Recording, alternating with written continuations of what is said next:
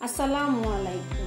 আমি একজন পরিবার কল্যাণ সহকারী। আজ আমি নতুন দম্পতিদের জন্য একটি গুরুত্বপূর্ণ বিষয় নিয়ে কথা বলবো। পরিবার পরিকল্পনা, ভালোবাসা এবং ইসলামের দৃষ্টিকোণ। অনেকে বলেন আমরা নতুন বিয়ে করেছি, এখন যদি পরিবার পরিকল্পনা করি তাহলে আল্লাহ আমাদের গুনাহগ্রস্ত করবেন অথবা পরবর্তীতে সন্তান হবে না। আবার কেউ বলেন বয়স বেড়ে যাচ্ছে, তাই তাড়াতাড়ি সন্তান নিতে হবে, কিংবা বাচ্চা না হলে মেয়েটার সংসারে মন বসবে না। কিন্তু এগুলো সম্পূর্ণ ভুল ধারণা। আসল বিষয় হলো সচেতনতা, দায়িত্ব আর স্বাস্থ্য।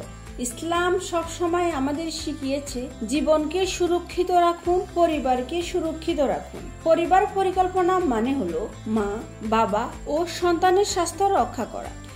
এটি কোনো গুনাহ নয়, বরং দায়িত্বপূর্ণ ও বুদ্ধিমানের কাজ। একজন স্বামী যখন নতুন বউ নিয়ে সংসার শুরু করে তার মনে থাকে হাজারো স্বপ্ন। সে চায় স্ত্রী সব সময় হাসি মুখে থাকবে, একসাথে সুন্দর সময় কাটাবে, সংসারটা সাজাবে ভালোবাসায়। কিন্তু বিয়ের পরে যদি স্ত্রী গর্ভবতী হয়ে অসুস্থ হয়ে পড়ে তখন সেই স্বপ্ন ভেঙে যায়। স্বামী যে হাসি মুখ দেখতে চেয়েছিল সেখানে দেখে কষ্ট আর দুর্বলতা, এতে তার মন খারাপ হয়।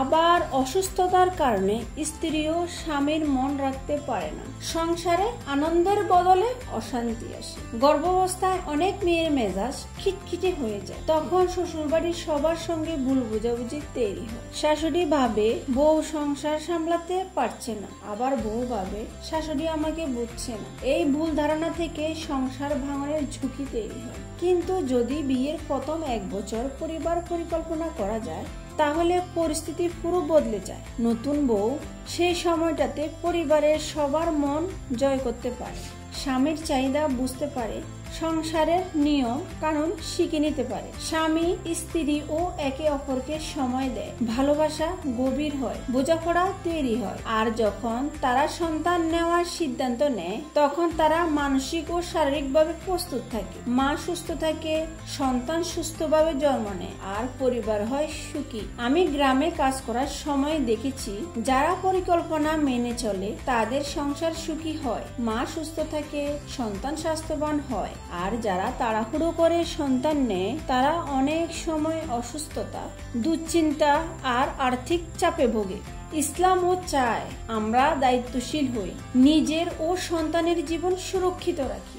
তাহলে প্রশ্ন হলো 1 বছর সময় নেওয়াটা কি ক্ষতি? না, বরং এটি সুখী জীবনের বুদ্ধিমানের সিদ্ধান্ত।